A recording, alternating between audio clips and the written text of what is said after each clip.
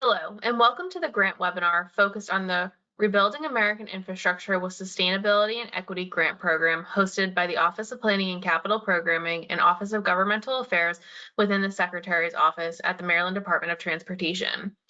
This pre-recorded webinar intends on providing an understanding on the RAISE program, which includes project and applicant eligibility, cost share requirements, application components, and the benefit cost analysis. We will provide application tips, how to avoid common pitfalls, and additional resources available from USDOT and MDOT to ensure Maryland is positioned to be successful for every grant season.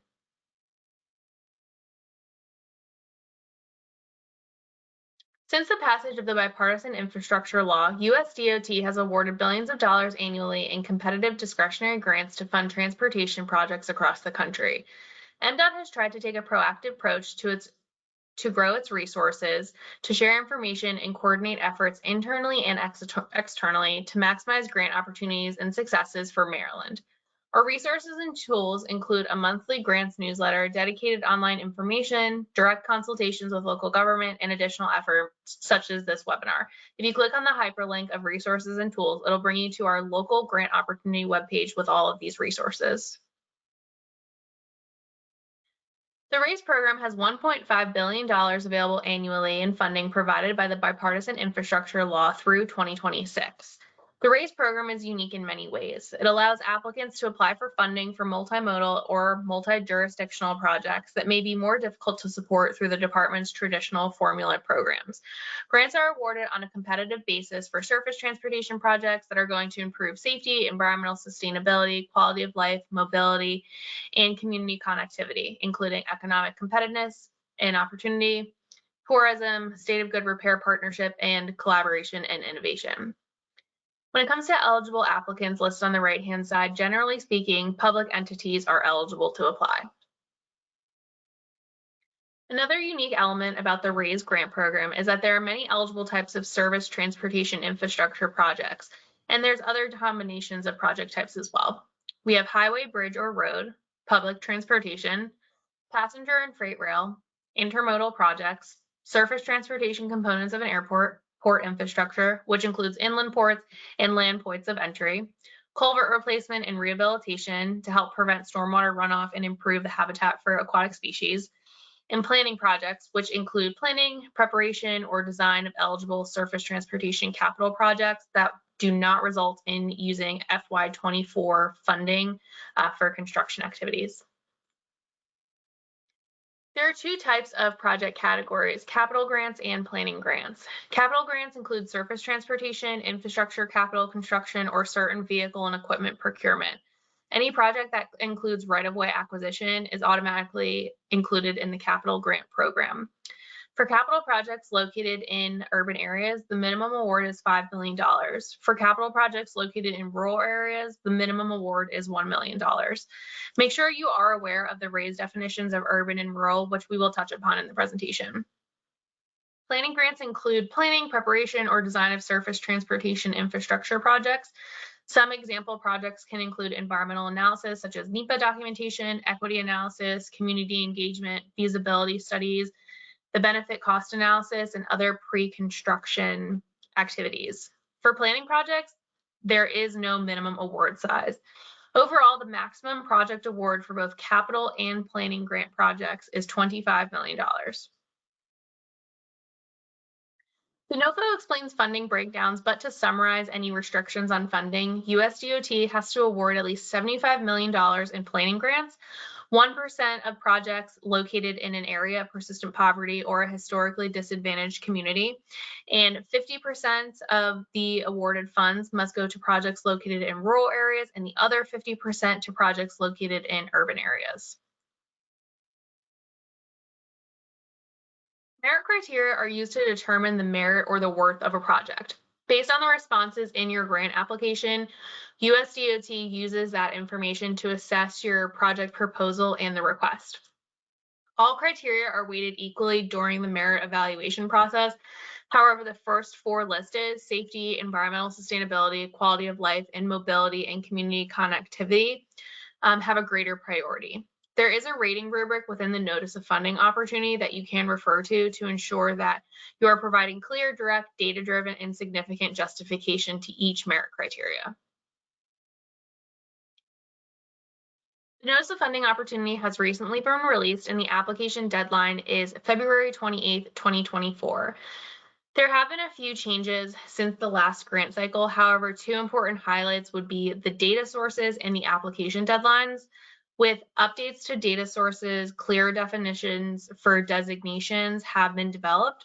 And knowing the future FY25 and 26 deadlines allow for folks to prepare any projects, especially the ones that are on a bench, to take a more proactive approach to developing a grant application. When it comes to the federal cost share, the federal share should not exceed 80% unless the project is in a rural area, a historically disadvantaged community, or an area of persistent poverty. Applicants should use the following equation when determining the cost share for their project. The raised grant request plus other federal funds over the total project cost equaling that federal cost share. For this program in particular, the total project cost means the sum of future eligible federal and non-federal costs that have not yet been incurred. So this cannot include any previously incurred costs. USDOT does not use an applicant's cost share when evaluating applications on merit. However, the department considers an applicant's cost share during the evaluation and selection process, but only to confirm the eligibility for urban projects that are not located within an APP or an HDC. This slide will help clarify some project location designations. For APP, Area Persistent Poverty, in the historically disadvantaged communities, any urban projects located in an APP or an HDC are eligible for a greater than 80% cost share. And USDOT has to award at least $35 million to projects located within these designations. For more specifics, you can click on this hyperlink to bring you to the APP and HDC components of the RAISE grant websites. For urban and rural, each project has to be defined as a location being urban or rural. RAISE uses the definitions based off of the 2020 census data. There is a tool that's been developed by the RAISE grant team that can verify the designation of your project. A project that is located in multiple counties or census tracts will be designated as an APP or an HDC if the majority of the project costs will be spent in those counties or those census tracts that meet the definitions. When you're preparing to apply, the first thing you'll want to do is visit sam.gov to register and obtain a UEI. Even if you are registered, you must renew your registration every year, so it's important to visit sam.gov to check on this. Once you visit that, you'll want to visit grants.gov. This is where you'll enter information on your authorized representative, who is the rep from your organization who will submit the application. An applicant can submit up to 3 applications. Applications that have timestamps after 11:59 on February 28th will not be accepted. So in order to not miss the deadline due to any technical issues, submit days, if not weeks, in advance. And then finally, there have been some webinars scheduled and future webinars. There have been some webinars that have already occurred, and there are some webinars that are scheduled. So if you want to sign up for the webinars or review the slide decks or the recordings, you can click on the RAISE Outreach webpage hyperlink for more information. There are specific attachments with required file names to be submitted rather than one large document submission to make it easier on specific teams at USDOT to review those portions of an application. There is a checklist in the RAISE NOFO or at the link above that you can refer to. When it comes to the project description, ensure that you're clearly defining the problem and why your project is the solution. Projects that emphasize safe, reliable, and affordable transportation, particularly to underserved communities, should definitely be mentioned if applicable. Also, this is a portion of the application where you can consider including anything on climate change and racial equity. For your location, ensure you're telling a story about the transportation details and the local, regional, or the national impacts post-completion of your project. USDOT reviewers most likely have no idea or context about your project location, so ensure that Accurate context is provided to build a bigger picture for the reviewers. When it comes to your budget, this is where you'll demonstrate a reasonable schedule and timeline to start and complete the project, noting cost estimates, any matches, contingency amounts, etc. The merit criteria, this section, this is where you'll note any alignment that the merit criteria have to your project, including information such as data and reasonable or justifiable outcomes of the project. And then project readiness, which we'll talk about in the next few slides. Project readiness is how ready your project is to get underway, and that's looked at through environmental, technical, and financial assessments. The reviewers assess the overall reasonable schedule and plan to deliver your project. There are a few legal deadlines that you need to meet. The obligation deadline is September 30th, 2028, and the expenditure deadline to seek any reimbursements is September 30th, 2033. USDOT will assess the environmental risk of your project, and that is based on the project's ability to complete all environmental requirements and permits and meet the obligation deadline. Based off of the information from this slide and the next slide, and the information that you include to meet these bullet points, that is how USDOT will conclude the rating of high risk, medium risk, or low risk to your project. The one thing to note is that this review portion is only applicable for capital projects only. What you'll need to include is a project schedule, which will identify all major project milestones and ensure that they're reasonable. This should be realistic, taking into consideration all steps needed to start and end your project, permits and approvals. This should be included in a schedule, as well as noting how far along you are in a process, if applicable, of attaining any necessary approvals and permits.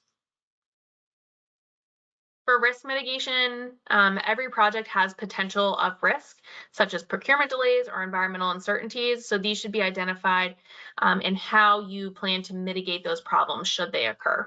For public engagement, this includes what has incurred or what will occur, include details if the public has included their comments, and any commitment that has been made to incorporate the public into the design of the project. And finally, right-of-way acquisition, if this is applicable, detailed right-of-way acquisition plans, including a schedule and a compensation plan. Moving on to the technical capacity review. This applies to both planning and capital projects. The technical capacity review is how successful an applicant will be in delivering a project under the federal requirements. Based off of the information you include in this section, you'll be given a rating of certain, somewhat certain, or uncertain. Some characteristics of a strong technical capacity section include experience, completing projects with similar scope and scale, feasibility and constructability of a specific project, sufficient resources, minimal or no acquisition, and demonstrated understanding and plan to comply with applicable federal guidelines. The final component is the financial completeness review. This is once again required for both capital and planning projects. Based off of the information included, the project will receive a score of complete, partially complete, or incomplete. You need to include a design completion. This indicates the basis of the funding estimates, contingency amounts, any cost overruns, the committed funding through documentation of letter of support. You should include a project budget table that includes the raised funding request, other federal funds, and non-federal funds. There is an example table in the NOFO. It is important to be very specific when identifying sources, though. All of the information that you have listed in the table should be included in your narrative, and you can go in depth within the narrative portion of the application, showing the correlation to the budget. We did touch upon the merit criteria, and when it comes to the rating, USDOT will assign a ranking on how the project aligns with the 8 statutory required merit criteria. The combinations of individual criteria ratings will inform one overall rating of highly recommended, recommended, acceptable, or unacceptable. Unacceptable and acceptable do not advance towards the next round of review. Recommended move to a senior review team, and they see if it is appropriate to push this project application up to the highly recommended category. and the highly recommended move forward on the next review, ultimately for secretary approval or denial. The BCA is a systematic process for identifying, quantifying, and comparing expected economic benefits and costs of a proposed infrastructure project. Capital projects should submit a BCA, while planning project applications do not need to submit a BCA. USDOT will consider the relative magnitude of an estimated project benefits and costs in its evaluation, and one of two ratings will be given. Positive net benefits, meaning your benefits will outweigh the costs, or negative net benefits, meaning the costs outweigh the benefits. Projects with negative net benefit ratings will not be selected unless the project has unquantifiable benefits that demonstrate clear outcomes for underserved communities. Reviewers at USDOT will review the applicant's BCA to examine key assumptions, correct any technical errors, perform sensitivity analysis on inputs, and consider any unquantified benefits. Some sources of information can include project planning and engineering documents, industry technical references and analytical tools, USDOT BCA guidance, and partners. Your application should include 2 files in the submission. The BCA narrative describes the current baseline, the sources of data used to estimate the benefits of the project, and the documented assumptions. The BCA calculations file, it can be an unlocked spreadsheet such as an Excel workbook. There is a new spreadsheet template to structure your BCA analysis developed by the USDOT RAISE grant program team. It's completely optional to use, but it is made available on the RAISE grant website. There's also a webinar walking everyone through how to use it. It is completely optional, but one thing to note is that whatever type of workbook that you do provide for the submission, it needs to be an unlocked spreadsheet to allow for analysis and to be reproduced by USDOT evaluators. A few recommended do's and don'ts. Do factor in any projected changes that would occur even in the absence of the requested project. Do factor in ongoing routine maintenance. Do consider the full long-term impacts of the no build. Do explain and provide support for the chosen baseline. And do provide sources and documents for inputs and assumption. On the other hand, don't assume that the same or similar improvement will be implemented later. Don't use unrealistic assumptions about alternate traffic flows or travel. And don't submit a PDF or a screenshot of the BCA spreadsheet. Here are some additional resources for the BCA that you can click and bring to additional websites. We have BCA guidance, the FRA's crossing inventory reports, NHTSA's fatality analysis reporting system, and a crash modification document. As we get to the end of the presentation, there are several grant tips that we have picked up along the way that we want to share with you. First, ensure that you're defining the transportation problem clearly and how the project is the solution to that problem. You should assume that the reviewers are unaware of your geographical location, infrastructure, or the problems you're facing. So build out a comprehensive application, making sure that the reviewers are able to understand your project with data to support the justification. Clarify that minimal or no residual risk to the environment will occur. As stated earlier, there's always a risk, and how you mitigate and prepare for and overcome needs to be addressed before the risk occurs. Present a clear story, walking through the transportation challenges and detailing what the local, regional, or national impacts will be. A good way to represent this is by using imagery to help reviewers visualize the geographical components of the area. Align with the merit criteria and include data-driven, reasonable, and justifiable outcomes. This is where it's recommended to include not only quantitative data, but qualitative data as well. To continue on, explicitly consider climate change and racial equity throughout the project life cycle. Demonstrate a reasonable schedule and timeline relative to the statutory deadlines in the NOFO. and show that there is collective support from owners, partners, and the community. Get creative when it comes to partnerships. Look at schools, private businesses, volunteer organizations, etc., to show that the whole community is included in this project. Unfortunately, not all grant applications get submitted, so USDOT has explained some of the reasons for that. So be sure you don't get caught in one of these pitfalls. Ineligible project types or applicants, unclear scope of work, incorrect file format and content, inconsistent project budget or inclusion of previously incurred costs in the budget, incorrect location designation that affects eligible minimum project size or the cost share, which results in ineligibility, unrelated scopes of work combined within one application, misalignment with program criteria, late applications, and insufficient supporting information or evidence for merit criteria for project readiness. Ensure that you read the NOFO for the requirements, have another set of eyes to review your application, and review the requirements again before submitting to make sure that everything required is included. We wanted to highlight one recently successful project that was recently awarded under RAISE. This was a project that took early coordination, collaboration, and communication to be successful. This is the Mondawmin Transit Hub project and will fund a state of good repair at the transit station. The project is strong in safety, environmental sustainability, quality of life, mobility and community connectivity, state of good repair, partnership and collaboration, and innovation. It will improve safety for underserved non-motorized travelers by improving connections to transit stations and will reduce crashes by creating protected pedestrian infrastructure and revising intersections to slow traffic and reduce pedestrian and car conflict points. The project also includes installation of electric vehicle chargers and conversion of hard infrastructure to green bioretention facilities.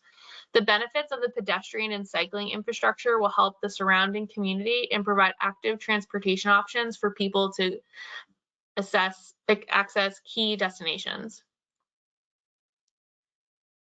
There are RAISE-specific resources published by USDOT. We have included the RAISE grant at dot.gov email where you can send questions into the grant team. There are recordings on the RAISE webinars hyperlink. You can see the slide deck and the recordings. Webinars that have occurred include how to apply, location designations, how to fill out required documentation, the benefit cost analysis, and what happens when you have been selected. One thing to note is that the RAISE Awards will be announced on or around June 27th, 2024. This webinar recording will be housed on our video and webinar playlist on YouTube. You'll also be able to see the slide deck on our websites. We do have plenty of other resources, and one I would like to highlight is the letter of support request. If you would like a letter of support from MDOT, you can fill in the submission form and we can work with you directly on getting a letter of support for your application. The process does take a few weeks. At the end of the day, we are here to support and partner with you to ensure grant opportunities are maximized across Maryland. If there are resources or tools that you would like to help us develop or for us to develop, we'd be happy to continue the discussion. Make sure you sign up on our grant websites for our newsletter, our federal discretionary grant newsletter. It is sent out on a monthly basis and highlights news, awarded projects, open federal and state opportunities, and many other available resources. If you have any questions, please reach out to mdot@mdot.maryland.gov. Thank you for listening in.